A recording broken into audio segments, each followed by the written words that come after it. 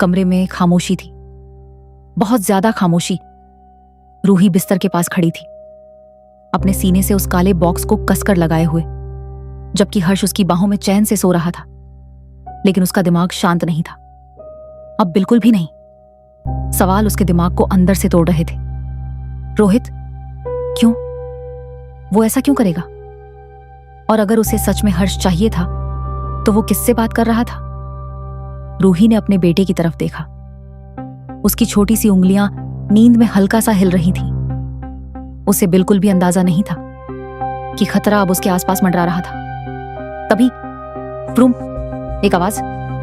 रूही तुरंत खिड़की की तरफ मुड़ी। अंधेरे के बीच हेडलाइट्स धीरे धीरे आगे बढ़ रही थी। रोहित की कार घर से बाहर जाती हुई। रूही का दिल तेजी से धड़कने लगा। कुछ गलत था, बहुत गलत। उसके पास समय नहीं था। कांपते हाथों से उसने तुरंत फोन उठाया और सिर्फ एक इंसान को कॉल किया, अक्षा। कॉल जुड़ गई। रूही, इतनी रात को क्या हुआ? रूही ने घबराकर कमरे के दरवाजे की तरफ देखा। उसकी आवाज कांप रही थी। अक्षा, मुझे लगता है मेरे भाई ने मुझे धोखा दिया है। कुछ सेकंड तक खामोशी, फिर अक्षा की आवाज गंभीर हो गई। क्या बोल रही हो तुम? रूही ने आंखें बंद कर ली। मुझे सब कुछ नहीं पता, मैंने बस उसे किसी से बात करते सुना था। उसे हर्ष चाहिए, लेकिन क्यों मुझे नहीं पता।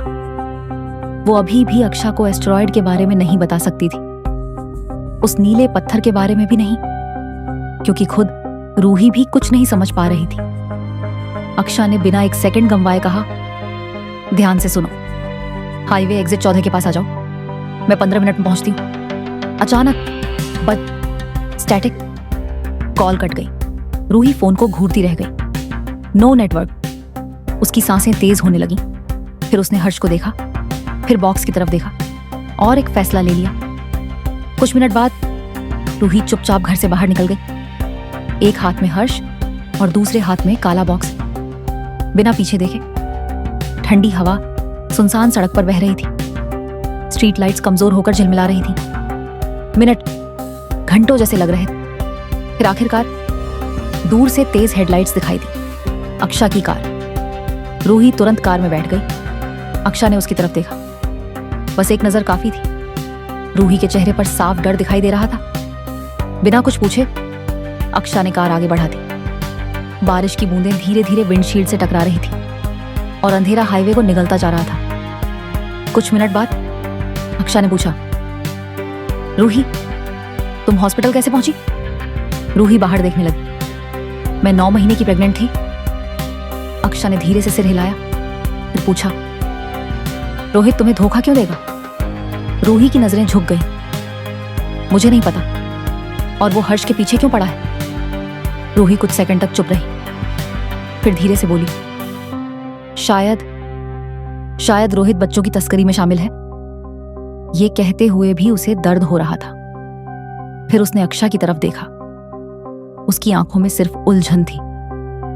अक्षा, मुझे सच में समझ नहीं आ रहा कि मेरी जिंदगी में क्या हो रहा है। अचानक स्क्रीच। अक्षा ने जोर से ब्रेक मारा। रूही सीट पकड़कर घबरा गई। क्या हुआ? अक्षा हल्का सा मुस्कुराई। हम पहुंच गए। रूही ने बाहर देखा। कुछ नहीं, ना घर ना रोशनी, सिर्फ अंधेरा। रूही हैरान होकर बोली, ये कौन सी जगह है? अक्षा उसकी तरफ मुड़ी। ये मेरी सीक्रेट जगह है, इसके बारे में किसी को नहीं पता। एक छोटा सा विराम, अब सिर्फ तुम्हें पता है। दोनों धीरे धीरे घर के अंदर गई। दरवाजा उनके पीछे बंद हो गया। उस रात पहली बार रूही को सुरक्षित महसूस हुआ।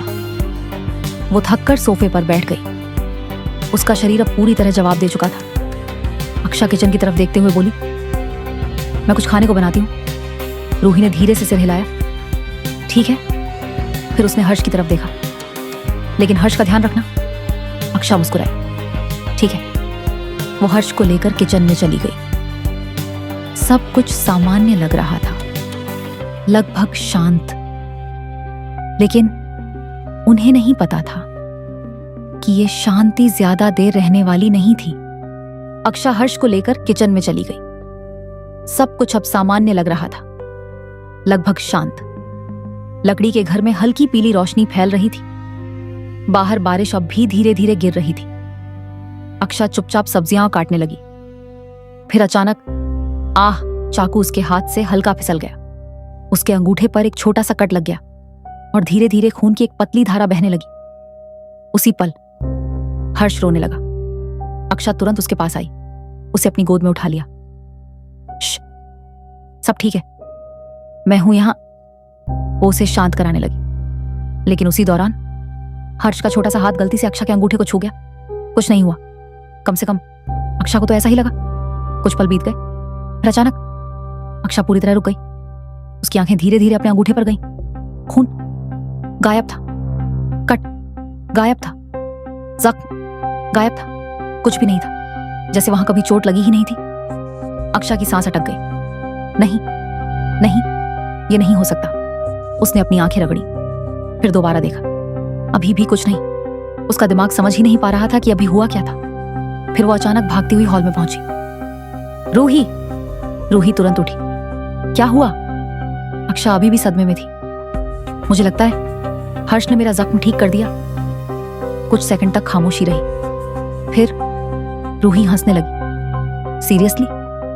अक्षा, 4 महीने का बच्चा किसी का ताजा जख्म कैसे ठीक कर सकता है? अक्षा ने दोबारा अपने अंगूठे को देखा। उसकी आंखों में अभी भी उलझन थी।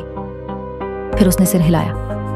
हाँ, तुम सही कह रही हो, शायद मैं बहुत थक गई हूं। उसने जबरदस्ती मुस्कुराते हुए कहा। डिनर तैयार है। कुछ देर बाद दोनों डाइनिंग टेबल पर चुपचाप बैठी थी, खाना खा रही थी।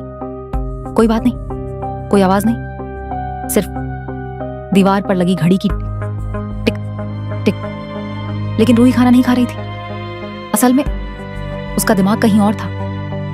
एक ही सवाल बार बार उसके दिमाग में घूम रहा था। तो क्या मेरा बेटा जख्म ठीक कर सकता है? उसमें और क्या क्या है? और उस एस्टेरॉयड ने उसके साथ आखिर किया क्या है? रूही धीरे धीरे हर्ष की तरफ देखने लगी। लेकिन हर्ष सो नहीं रहा था। वो सीधे रूही को देख रहा था और मुस्कुरा रहा था।